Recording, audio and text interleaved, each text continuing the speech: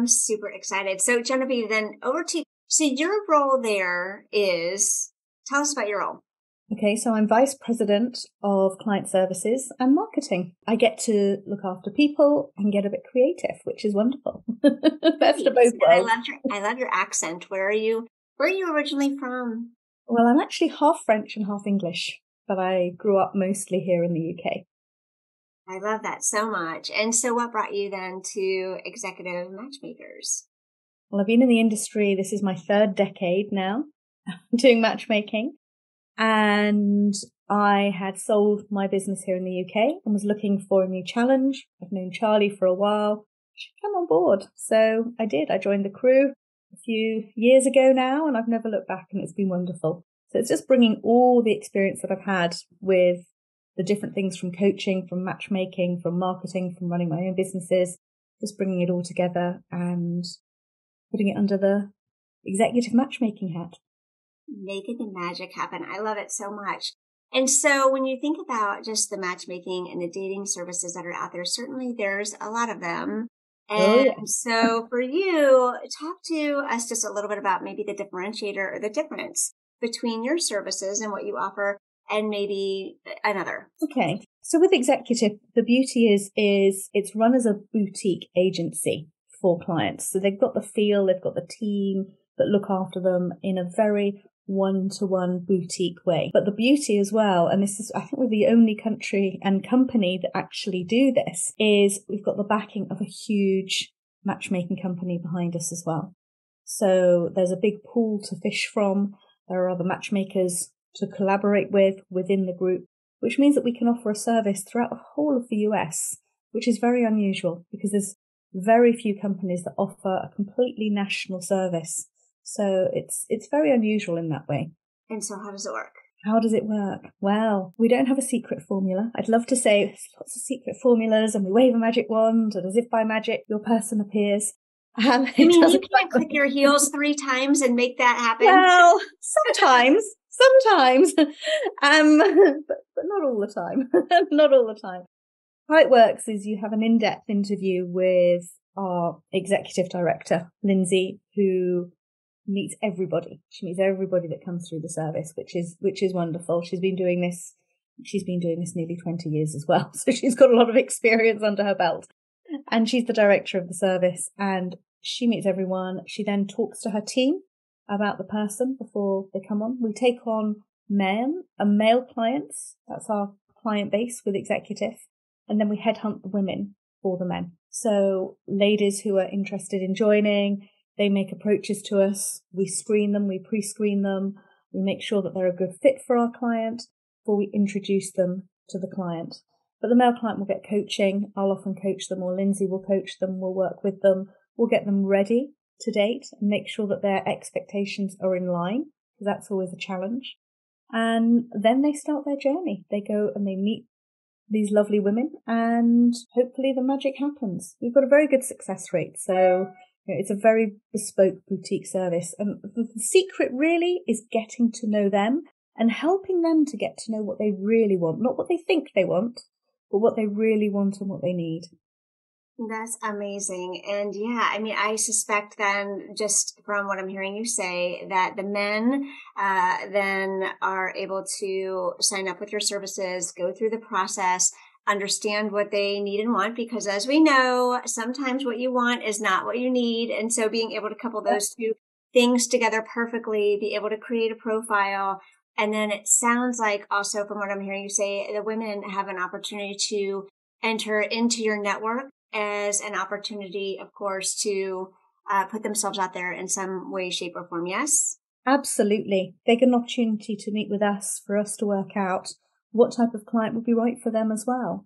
So it's a brilliant opportunity to put people together in a way that, internet dating doesn't do it. The way I describe it is it's as if you want to get fit. So you go to a gym. You might do some group classes. You might work with, sort of on an app and do some programs at the gym. But if you really want to get where you want to be, most people enroll with a personal trainer, have someone who's there in their pocket, geeing them up and nagging them and getting them where they need to be and holding them accountable. And that's exactly the role of a matchmaker, is to be your personal trainer in your pocket, making sure you get to where you need to be. You might not want to hear some of the things, might not want to hear that your expectations are not aligned or not really where they should be, but we'll push you to get you the best relationship for you, and often getting you relationship ready. Not everyone's relationship ready when they come to us as well. Understood. So you talk about your success rate being extremely high, which is amazing. What, or do you have, or have you heard of any really amazing stories? Like, is there a favorite story that you have that you refer back to? Oh, we have so many. It's they're all special in their own special way. They really are. I think over the years, some of the stories that I've had, I had a couple that decided on their third date they would go skiing. So they booked separate rooms at the ski resort. They spent the weekend skiing and got engaged on the plane on the way back because they realized they couldn't possibly spend any time.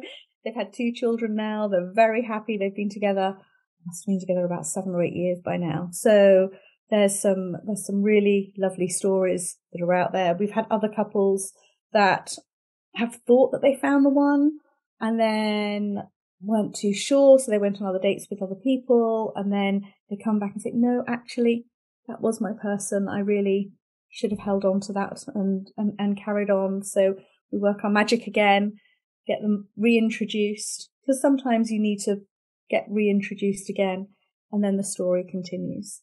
So we have what we call happy holds, where both couples come to us, we introduce them, they then say, we want to go on hold, but we want to go on hold with each other. So we class this as a happy hold, because that makes us happy, it makes them happy. And I mean, every week we're getting engagements, we're hearing about marriages. So it's a very special business to be in. It really is. And we were really looking forward to Valentine's, because coming up to Valentine's, we hear so many people that get engaged around Valentine's. It's one of our happiest times of the year. So we're like, almost, who do we think is going to get engaged this Valentine? It's everyone's excited to see who's going to be the next couple to get engaged over Valentine's. I love that you keep in touch. It sounds like with those couples, those individuals and couples, and follow their story and journey. That's amazing. And, it's nice to be able to have an impact, and to watch, things like that unfold, because we know sometimes meeting your person isn't necessarily as easy as we think it is to be. Mm-hmm. And so you mentioned Valentine's. So I'm going to skip ahead a little bit and talk just a little bit about Valentine's Day. And sometimes, for singles, the pressures that exist around this very special day. So can you talk a little bit about that? Yeah, Valentine's isn't happy for everybody. It really isn't. And sometimes I think people get so much pressure around Valentine's because the commercial side of it, you can't go to a store anywhere without seeing love hearts, flowers, chocolates, teddy bears. It's everywhere. You've got this huge commercial side of love, which is great in one way, but actually it's quite damaging for a lot of people in another way, because you can't go anywhere without seeing it. So one of the things I always say to people is, think of this as your last year of ever being single.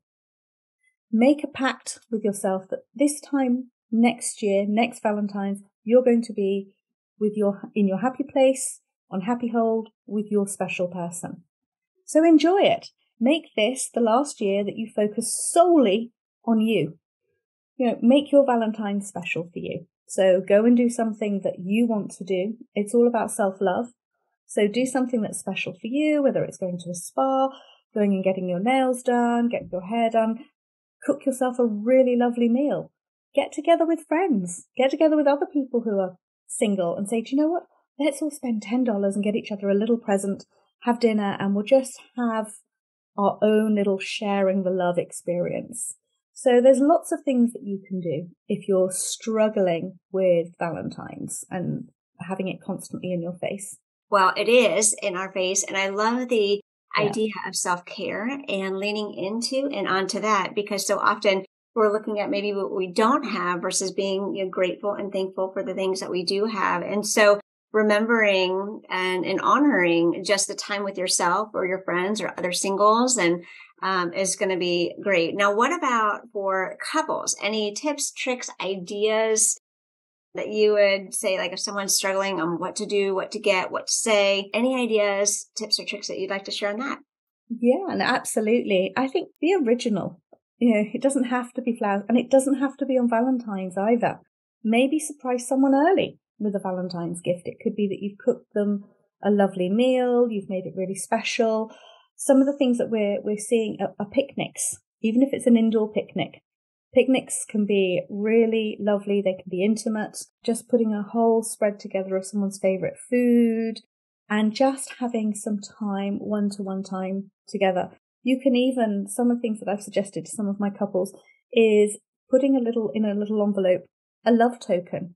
So it could be, here's a love token of something we can do together, whether it's going to a movie, whether it's, going bowling or just having a lovely walk or a meal, or I'm going to run you a bubble bath and make it really special for you. Or here's a foot massage. I'm going to give you a foot massage.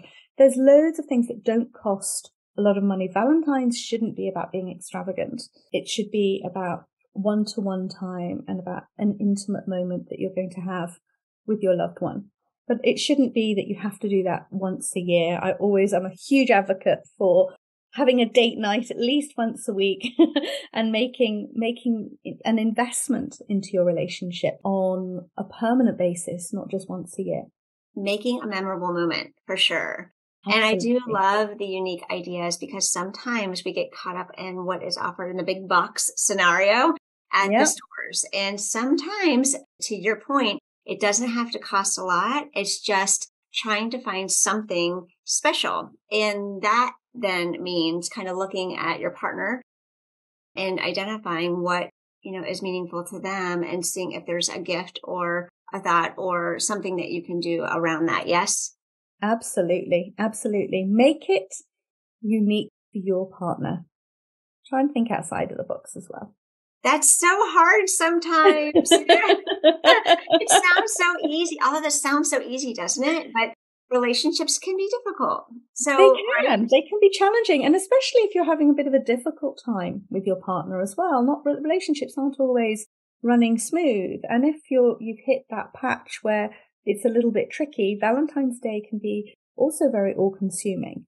So it could be an opportunity to just say, I'm going to sit down and why don't we just write a letter to each other to reconnect, to let each other know what we do like about each other and use this as an opportunity to rekindle the relationship. Well, you bring up a good point. So we are, as just society, we're moving so fast. We're doing more with less. We've got technology. So how has technology, well, a couple questions with regards to technology. The first one is how has technology changed the game in terms of dating?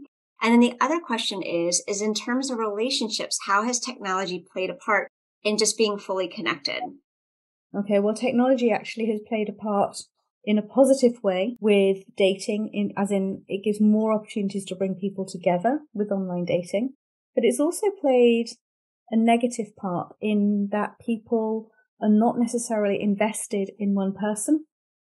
And there's too much freedom of choice. And it's this, dating has become a bit of a commodity, unfortunately, when it comes to online, which is why we love what we do as matchmakers, because we focus people on investing in one person at a time rather than focusing on a number of people, trying to whittle it down because there's too much choice. And when you've got too much choice, you often make no choice at all. So it can be overstimulating. It can be all encompassing. And for many people, it's very overwhelming, online dating. So, the online side with technology is very tricky. I think for couples, it's become quite tricky because it brings up trust issues if someone's constantly on their phone. So it's really important to have boundaries set in place that you both agree upon, at meal times or when we're together in the evening. Let's just set the phones to one side. We'll have a special ringtone for children or for important people that we need to keep an eye on. If we're a caregiver and we have to look after someone, and we have to have the phone, set a special ringtone. I always say to my clients, put a ringtone so that that's your child, your mother, whoever it is that you have to pick up for, and ignore everything else. And that way you're showing some commitment. Quality time with someone is the biggest gift we can give another person, is our undivided attention. So I always think that technology plays havoc with that. It really does. It's about having firm boundaries in place and agreed boundaries between the two of you. Time really is the coin of life. I mean, it really is. And it's a commodity that we all get the same amount of time. And so it's up to us as to how we use it wisely. So on the same lines as technology, then I have to ask about social media and how that has also played a part, because what you see, especially if you're single, what you see, online is not necessarily what is true in the now or the actual. So can you share a little bit about that and what people need to be mindful for?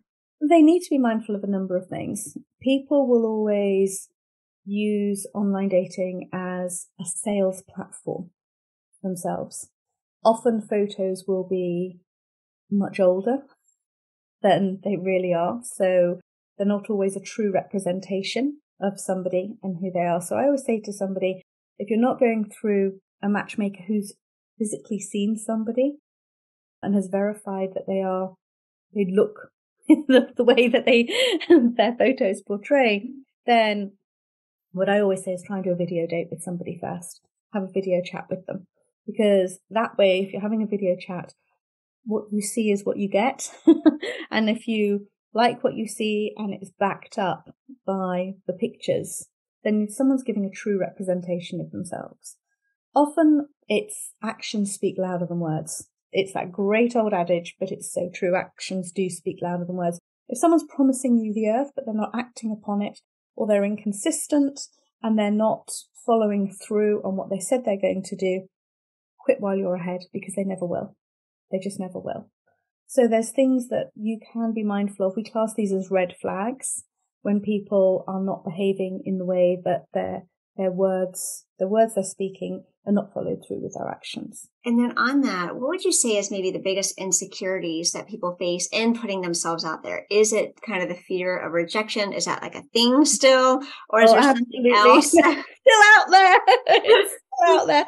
There's the fear of rejection. And there's also the fear of success. Some people are so caught up in this adrenaline rush of online dating, of there's someone else interested in me, there's another person interested in me, that actually they're so caught up in this next person that they are not able already or know how to commit to one person. So there's a lot of what we class as avoidant behavior that happens online. So you've got the avoidant behavior and you've also got the anxious behavior. Well, the thing that we try and do is create secure behavior in matchmaking so that we can have grown-up, secure relationships moving forward. Well, I love that because, so often there is different motivators. Everybody's motivated by something, and whatever that is. And if it's kind of the slot machine of the next, at what point do you have to pull back and kind of align or balance your own self, right? And what that looks and feels like. So I have to ask, in terms of just profiles and, just the person and the qualities that make up an individual. Of course, you have the physical, and then of course you have the emotional and all of those other pieces. What would you say, in your experience in having been in this industry for so long, do you find that people lean more into, not necessarily at first glance, but the people that they're really connecting with? Is it the looks? Is it is the heart? What is it that people are so gravitated towards? Unfortunately, you know exactly what I'm going to say here. I know. You do. And I wish it wasn't like this, but it is. And we can't get away from it. There's that physical, visual connection. Men make up their minds far quicker with visual connection than women do.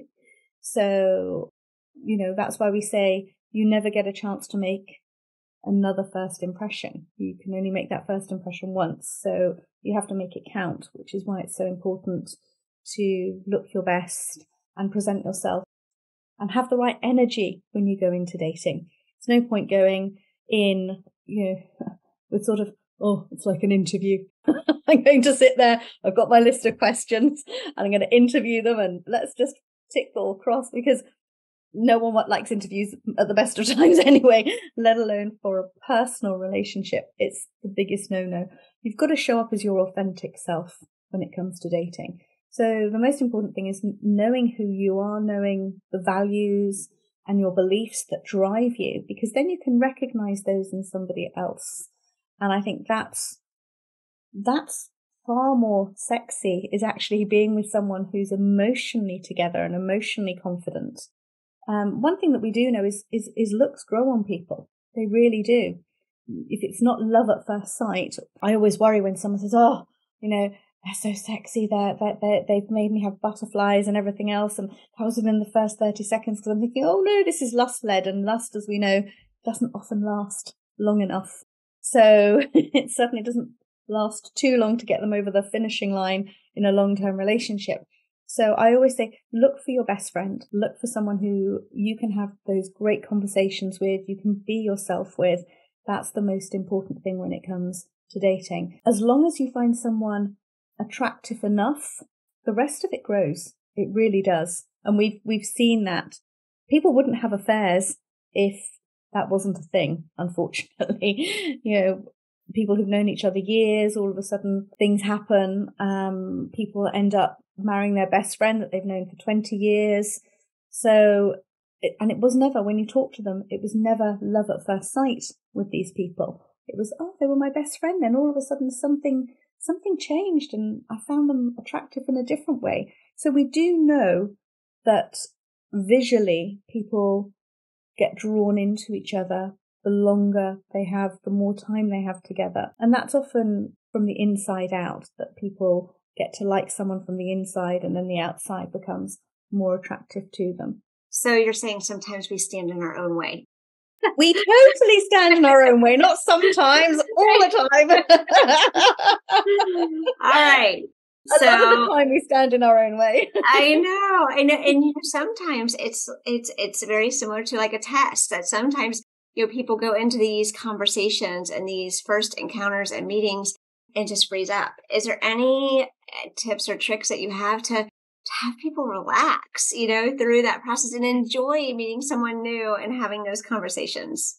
Well, first of all, the other person's going to be just as anxious or nervous as you are.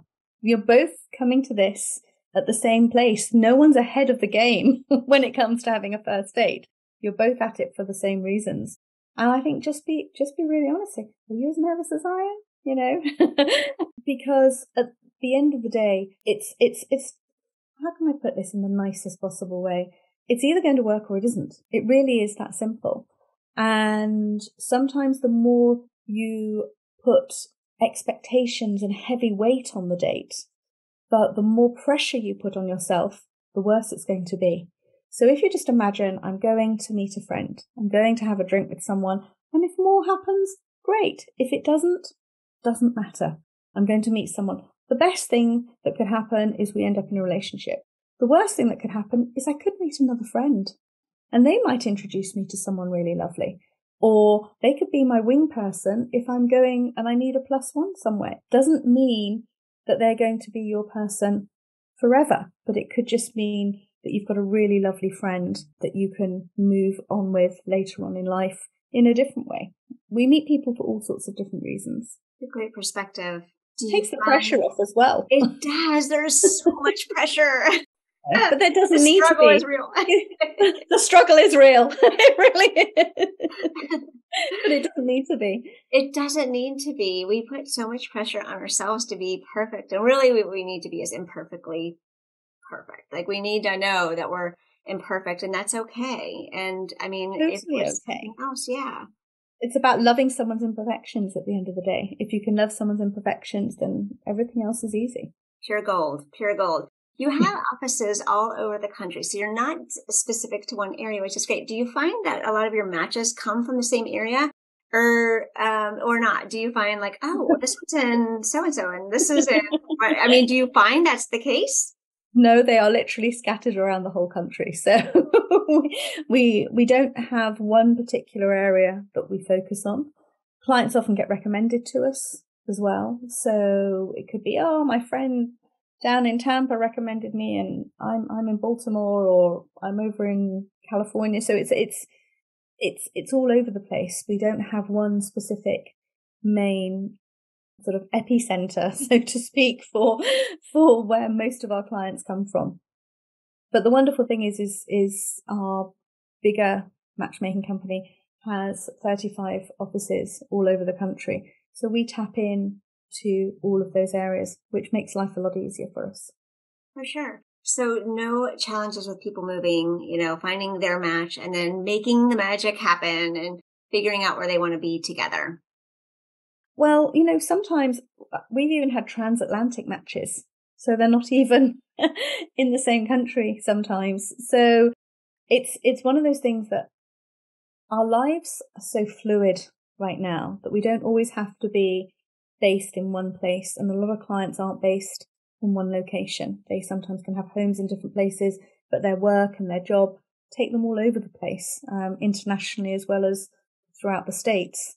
And I think that's one of the biggest challenges for a lot of our clients, because they're high-level executives and a lot of them aren't always in one place, which is why it's difficult for them to meet somebody. And it's one of the things that we say to people: we'll find you someone who's got a similar lifestyle or has got the flexibility to fit in with your lifestyle as well. And that's the beauty of what we do is we're here to create better lifestyles for people by matching them together. It's amazing. Their platform's amazing. And sometimes, we don't have the resources or the time or any of that to go it alone. And so what I love most about your services is that you're there. You're there, you have a network, a starting place, a springboard that others can use to really find their person. And along with that, the coaching that I'm sure happens at the very front end with that, whether it's just, how to have your first date, like how to take the pressure off yourself, or how to build a profile, or no, you shouldn't have a picture in your bathing suit. You should have a picture in this, or whatever it is. So I think that those it's often realigning expectations. That's the biggest question. And that's the biggest coaching element that we have to do, is aligning those expectations, because sometimes people wonder why they've been single for so long, and it's their expectations that are holding them hostage to something that doesn't exist or someone who doesn't exist. Okay. So as we begin to close it down, do you have maybe 5 self-reflective quiz, questions, so to speak, that people can, kind of think through as you're mentioning them to say, yes, as it pertains to maybe finding their match? Do you have maybe 5 points, things that individuals should be asking themselves when they are looking for the perfect person? Okay. I'd say the first thing is your deal breakers, because everyone has them. Are they there to be practical, or are they real deal breakers? Are they ones that you can be flexible slightly? Because if you can be flexible on them, take them out of the equation. So sometimes it can be height, it can be size, it can be location, it could be even job. So make sure that your deal breakers are not something that will hold you back from meeting someone special, because often we can say, oh, I'm 6, if you've got a man who's 6'2", and he could say, I only want to date women who are 5'7" or above, so that, we look good together on photos or whatever they want to do. And actually the perfect woman could be 5'3" and enjoy wearing heels. So it becomes irrelevant. So we often look at the deal breakers, and how do your deal breakers hold you up when it comes to dating? And, have you got them for the right reasons? Secondly, have you got the time to invest in somebody else? That's so important, because if you've only got one weekend, maybe in every 6, that you're free to go on a date, you're never going to get a relationship off the ground. Thirdly is, where do you want to date? How flexible can you be with your location and where you want to date, and how important is location for you? Because in the world that we're living in now, location's not always that big a deal. So it's how flexible are you? The next one I think is important is family. Do you want a family? Do you not want a family? If you've got a family, are they ready to embrace a new partner in your life as well? Or are they going to make it difficult for you? do you have children of a certain age that need a lot more time and attention, and therefore it'll take you away from investing in a relationship? And lastly, are you really doing this for the right reasons? When I say that with a happy heart, not a heavy heart. But are you doing it that you're doing it because you want to find love, you're invested, you've got the energy and the drive to really invest in someone? Or are you doing it to get over somebody? Is it a rebound? Is it because you want someone to look great with you? There's all those things. Are you wanting to meet someone for the right reasons? And are you ready? Are you really ready for love? All right. Thank you for that. And so how can people get in touch with you and Executive Matchmakers? Yeah, executivematchmakers.com. It really is that easy. You can super simple. Super simple. Executivematchmakers.com. We've tried to keep it as easy as possible for everybody.